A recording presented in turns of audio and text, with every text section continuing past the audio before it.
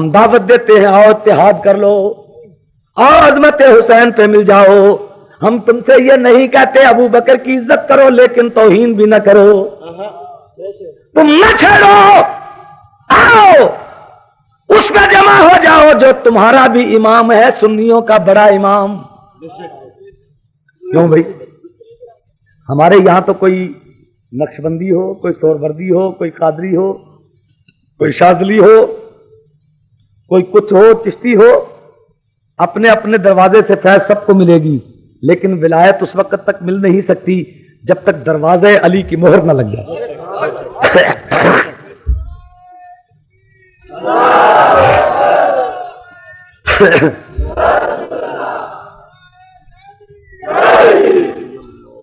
ہم تو جناب علی مرتضی شیر خدا کو تمام اولیاء زمانہ کا سردار مانتے ہیں. علی کی مہر نہ ہو ولایت مل نہیں سکتی. بولو علی کی مہر نہ ہو ولایت. آؤ آؤ جمع ہو جاؤ، پاکستان کو بچا لو، عالم اسلام کو بچا لو، عراق اور ایران کی صلح کرا دو، افغانستان میں جمع ہو کے روس کے منہ پھیر دو. آج بھی ہو جو براہیم سا ایمان پیدا،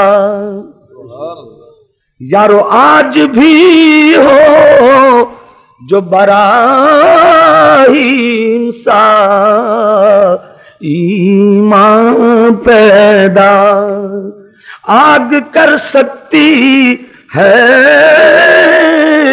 اندازے گلستان پیدا. یا اللہ ہمارے جذبات کے اندر ٹھہراؤ پیدا کر دے. اے اللہ مسلمان ایک دوسرے کے خون کا پیسہ نہ رہے. اے اللہ اس میں حسینی پہ عمل کرنے کی توفیق عطا فرما. یا اللہ جس حسین پاک نے اپنے بچوں کی امت کی بخشش کے لیے قربانی پیش کر دی، اور قیامت کے میدان میں بھی نتیجہ کیا ہوگا کہ حشر میں جب علی کی سواری آئے گی تو ان کے صدقے میں رحمت لوٹائی جائے گی. قیامت کے میدان میں بھی ان کے صدقے میں رحمت لوٹائی جائے گی. سب پڑھو ان کے صدقے میں رحمت لوٹائی جائے گی. اور حشر میں جب علی کی سواری آئے گی تو خدا کی قسم ان کے صدقے میں رحمت لوٹائی جائے گی. سب پڑھو ان کے صدقے میں رحمت لوٹائی جائے گی. ذرا بجد میں آ کے پڑھو، مل کے پڑھو. ان کے صدقے میں رحمت لوٹائی جائے گی.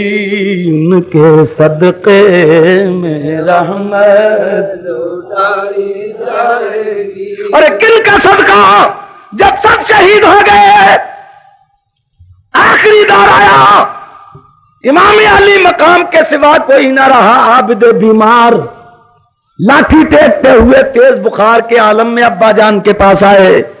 کہنے لگے ابا جان مجھے اجازت دیں. ڈانٹ دیا. فرمایا تم اگر بیمار نہ ہوتے شہید ہو جاتے. اللہ کی مرضی یہ ہے تمہیں بیمار کر دیں تاکہ نبی کی نسل قیامت تک جاری رہے. تمہارے ذریعے تو نبی کی نسل کو جاری رکھنا ہے. اس لیے اے میرے لگتے جی کہ جاؤ، خبردار، حکم دیتا ہوں جاؤ. حکمت کو سمجھ لیا کہ خیمے میں لیٹ گئے. تھوڑی دیر میں امام پاک آئے. فرمایا السلام علیکم ورحمۃ اللہ وبرکاتہ. میرا آخری سلام دے. کوہرام مچنے لگا. آپ نے خاموش کرا دیا. فرمایا نہیں، نہ رو نہ رو. جس کا بیٹا کامیاب ہو جائے، جس کو نمبر اچھے مل جائیں، جن کو ڈگریاں اچھی مل جائیں، ان کی مائیں رویا نہیں کرتی، مبارک دیتی ہیں۔ اے علی اکبر کی ماں، تیرا بیٹا علی اکبر تو یونیورسٹی ٹاپ کر گیا، گولڈ میڈل ہو گیا، اسے گولڈ میڈلسٹ بنا دیا گیا، سونے کا تمغہ ملا۔ اے علی اکبر کی ماں، تیرا بچہ ننھا سا ایسا روزہ رکھ گیا کہ جس طرح کا روزہ کوئی جوان بھی نہ رکھ سکے گا۔ تیرے بچوں کو ڈگریاں سب سے اونچی ملی، رونا نہیں، مبارک ہو مبارک ہو مبارک ہو۔ کیوں کہ جب تیرے بچے آج تو کٹ گئے، لٹ گئے، پٹ گئے اور ظاہری طور پہ ان کا خون بہہ گیا، لیکن قیامت کے میدان میں ان کے صدقے میں رحمت لوٹائی جائے گی، ان کے صدقے میں رحمت لوٹائی جائے گی۔ فرمایا اچھا آخری سلام لو۔ جب جانے لگے اچانک آپ کی آنکھوں میں آنسو آ گئے۔ بھائی یہ کیا، جب ہم روتے تھے تم چپ کراتے تھے، آپ روئیں گے ہمیں صبر کون دے گا؟ اور میں بہن کوئی بات نہیں۔ بہن کہنے لگی وجہ بتائیے، کسی کی لاش پہ نہ روئے، اب آخری دفعہ کیوں روئے؟ وجہ بتائیے۔ کہنے لگے کوئی بات نہیں۔ بہن آگے آ گئی، کہنے لگی وقت ضائع نہ کرو، اگر آپ نے نہ بتایا راستہ روک کے کھڑی ہو جاؤں گی، شہادت کا دولہا بننے نہیں دوں گی۔ اور ادھر شہادت بلا رہی ہے، تڑپ پیدا ہو رہی، چلو آؤ آؤ۔ خدا کی قسم نبی علیہ السلام کی حدیث ہے کہ جب شہید زخم کھا لیتا ہے تو اسے دنیا کی کسی چیز میں لذت نہیں آتی جو زخم کھانے میں آتی ہے۔ قیامت کے میدان میں رب العالمین پوچھے گا شہید سے، کیا شہید بتا تیری کوئی مرضی ہے؟ شہید کہے گا اللہ پوری ہو جائے گی۔ اور میں جگہ بیان کرو، یا اللہ میرا دل یہ چاہتا ہے، مجھے تو نے جنت دی، باغات دیے، لیکن اے اللہ تیری جنت میں میرا دل نہیں لگتا۔ شہید کہے گا تیری جنت میں میرا دل نہیں لگتا۔ شہید اتنی نعمت ہے اور پھر تیرا دل نہیں لگتا، کون سی جگہ تیرا دل لگے گا؟ شہید کہتا ہے یا اللہ وہی کربلا کا میدان ہو، وہی تیغ ہو، وہی تلوار ہو، وہی زخم لگے۔ اے اللہ جو تیرے راستے میں خون بہانے میں مزہ آیا، تیری جنت میں نہ آیا۔ اللہ اے بھائی روتے ہو؟ کہنے اے بہن ڈر کے مارے نہیں روتا، بلکہ ایک بات کا خیال آ گیا، اس لیے چند آنسو آ گئے۔ بہن کہنے لگی بھائی بتائیے۔ کہنے لگے مجھے خیال یہ آیا جب میرے ساتھی جاتے تھے انہیں میں رخصت کرتا تھا، میں ان کو بھیجتا تھا، میں گلے میں تلوار ڈالتا تھا، میں تھپکی دیتا تھا، میں انہیں دعائیں دے کے رخصت کرتا تھا۔ جب میرے جانے کی باری آئی میں نے چاروں طرف دیکھا، مجھے گھوڑے پہ چڑھانے والا بھی کوئی نہیں، تنہائی پہ کچھ تھوڑا سا دل پہ اثر ہوا۔ اور یہ دل بڑا عجیب ہے، جب اس پہ اثر ہو تو آنکھیں بہہ ہی جایا کرتی ہیں۔ تو اے میری بہن یہ ذرا سی ضرب تھی جو میں نے برداشت کر لی ہے، آنسو پوچھ دیے، لیکن بہن نے تڑپ کے کھڑے ہو کے کہا بھائی آئندہ نہ کہنا تمہارا سوار کرانے والا کوئی نہیں، اے بھائی میں خود تجھے سوار کراؤں گی، میں تیرے گلے میں ہتھیار ڈالوں گی، میں تیری رکاب تھاموں گی اور میں تجھے دعا دوں گی کہہ کے رکاب پکڑی، فرمایا چڑھ جائیے۔ جب آپ اوپر چڑھے تو فرمایا مقتل کو جانے والے حافظ تیرا خدا،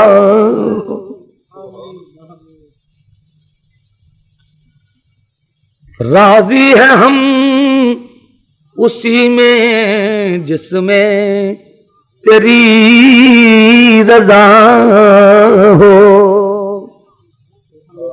فرمان لگے جائیے، خطبہ دیا، اے میری بہن خبردار، اے میری بچیوں خبردار، اے میری بیوی خبردار، اے میری عزیزہ عورتوں اور اے امام زین العابدین خبردار، آج کے بعد تمہیں کوئی کچھ نہیں کہے گا، آج کے بعد تم جگ کے پیر ہو، روشن ضمیر ہو، تم کائنات کے پیشوا ہو، تم مرشد اعظم ہو، تمہارے نام کے وظیفے پڑھے جائیں گے، تمہارے نام کی نسبتوں سے دعا کی جائے گی، تمہارے ہاتھ کی موروں سے لوگ ولی بنیں گے۔ لیکن اے میرے عزیزو، ہو سکتا ہے تمہیں دمشق میں یزید کے دربار میں جانا پڑے، اے میری بہن ڈرنا مت، یزید کے دربار میں بتا دینا کہ میں علی کی بیٹی ہوں، ڈرنا مت، ترکی بترکی جواب دینا، تجھے کوئی کچھ نہ کہہ سکے گا، تیرے سر پہ کملی والے کا ہاتھ ہوگا۔ اپنے پردے کا خیال رکھنا، اپنی بیوی شہربانوں سے اور دوسری بیوی سے بھی فرمایا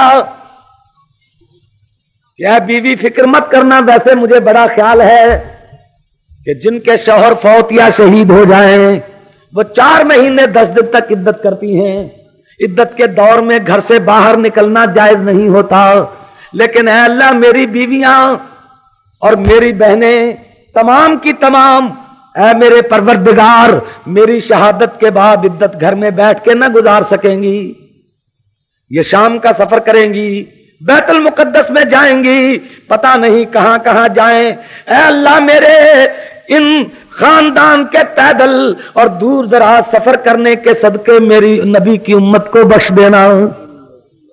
ہر میدان پہ بخش سے مانگتے ہیں، نصیحت کی، وصیت کی، اور پھر اشارہ کیا اپنے راہوار شوق کو کہ چلو، وہ جانور جس پہ سوار تھے اسے پیار کیا نہ چلا، ہاتھ لگایا نہ چلا، ایڑ ماری نہ چلا، کہنے لگے سوچ سمجھا شاید یہ جانور تھک گیا ہے، لیکن اس جانور نے اپنے پیارے مالک کی زبان کو بے زبانی میں سمجھ لیا اور منہ پر کر کے آپ کی پھٹی ہوئی خون آلود آستین کو پکڑ لیا منہ میں اور نیچے جھکا کے کہنے لگا حضور مجھے مجبور سمجھتے ہیں آپ، میں چلوں کیسے، ذرا نیچے تو دیکھیں۔ جب آپ نے نیچے دیکھا مجبوری سمجھ آ گئی، یہ جانور چلے کیسے، بی بی سیدہ سکینہ اگلی ٹانگوں سے لپٹی کھڑی ہے،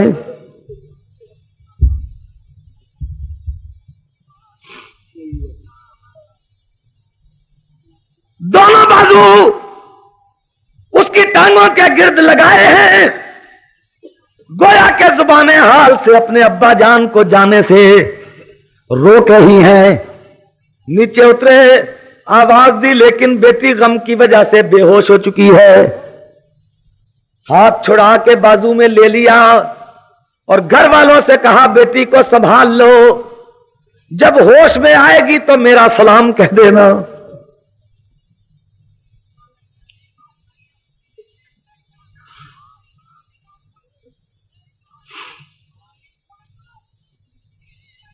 سارے گھر والوں کو ودا کر کے چلے، آواز آئی فاللہ خیر حافظا وہو ارحم الراحمین،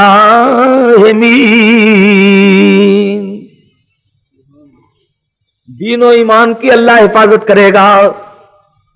میدان میں آئے، مختصر بات، جنگ ہوئی، کئیوں کو اپنی مبارک تلوار سے قتل کیا، بھوکے پیاسے سید نے دلیری کے جھنڈے گاڑ دیے، ایک منٹ کے لیے بھی آپ کے پاؤں میں لرزش نہ آئی، آخر زخمی زیادہ ہوئے، پہلے تمام بوجھ آپ کے دل پہ تھا، اب جسم پہ زخم لگے، جس میں مبارک سواری سے نیچے آیا، شہزادہ لیٹ گیا۔